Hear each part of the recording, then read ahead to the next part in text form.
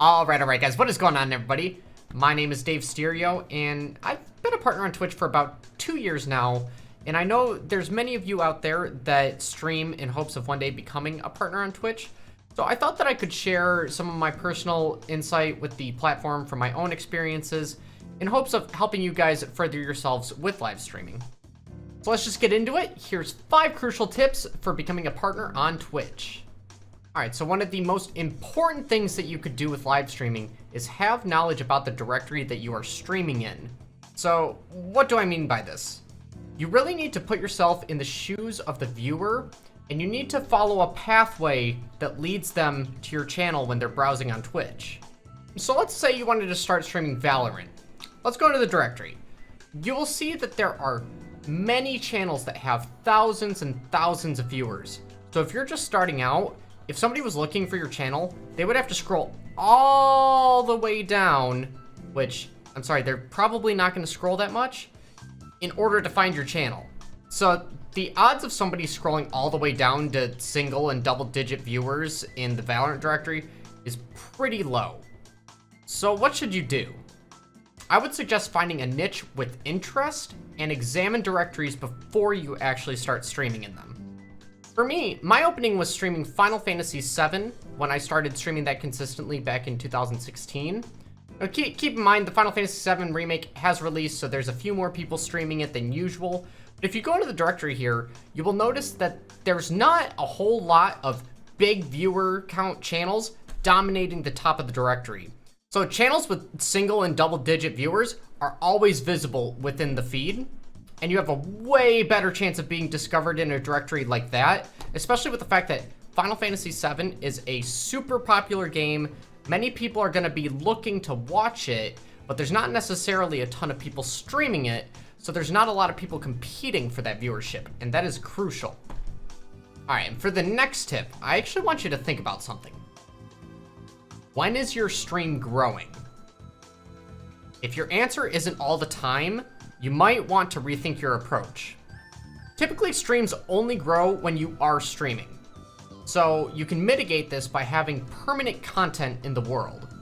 Usually it's YouTube videos or social media posts, and it's actually debatable whether or not this is actually more beneficial for your channel than streaming itself. If you've created an ecosystem of videos and posts that people can bounce around, that is promotion for your stream and your brand that is happening all while you're sleeping. And on top of that, if you can create a call to action for viewers to get involved with your other platforms, that is only going to strengthen your streams, and you're going to have more regulars showing up into all forms of your content. All right, next up would be knowing your audience. This sort of goes hand in hand with having a schedule, but not necessarily. It is incredibly important to learn about the viewers that are watching you and their consumption habits with your stream. So, what part of the world are they from? Do they watch you from work or at home? Do they watch midday? Are they night owls? So for me, I know that my viewership is just about 50-50 United States and Europe, and typically people will watch me at work and then return to the stream once they've gotten home from work. So how do I use this knowledge to benefit my stream? I know that if I start a stream at around like noon Eastern time, it's going to be around 5 or 6 p.m. within Europe, and then it's going to be around 9 a.m. on the west coast of the United States.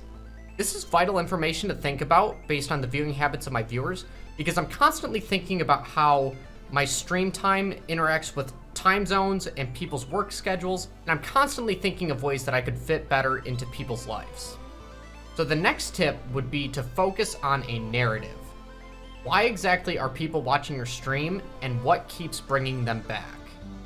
What is that narrative thread between all your streams that is keeping everything cohesive? Do you compete in tournaments for a game and you're constantly trying to rise towards the top? That is a long-term story that people can follow. Are you somebody that helps out with gaming events within a community? Or maybe you're a speedrunner that's in a constant quest to get a world record time. Now, these are all things that people can get attached to that's a little bit more than just playing video games. And it doesn't necessarily have to be competitive. Maybe they like hearing the life advice you give or funny stories that you're constantly telling. You know, whatever it may be, The viewers want to feel like they're on a journey alongside the streamer and experiencing life with you. You need to be focusing on what is the hook of your stream for the long term. And last but not least would be choice of content, not to be confused with knowledge of directories. So as your audience grows, you will soon realize that your viewers sort of have a preference as to what they want to watch, and certain games will perform better or worse for you, regardless of the state of the directory, but because of the type of community that you are building. Anybody can tell you that the most difficult part of achieving Twitch partnership is getting that 75 average viewer amount across the span of a month. So what you really want to do is focus on having the best series of months possible and focusing on the stuff that is best for your stream. If you're frequently streaming stuff that is outside of your main content, you're going to be having low average viewer numbers that are influencing your month. So from my experience, it's actually more beneficial to take risks with your content once you've already achieved partnership, because if you take a dip in viewership once you're partner, they're not gonna take your partnership away. So you need to focus on getting that first before you start branching out into other content. So one thing to add to this would be like the reruns feature on Twitch. It allows you to play videos for your stream when you're not live, which at first that seems cool. You're allowing viewers to catch up with your content. You can keep everybody on the same page.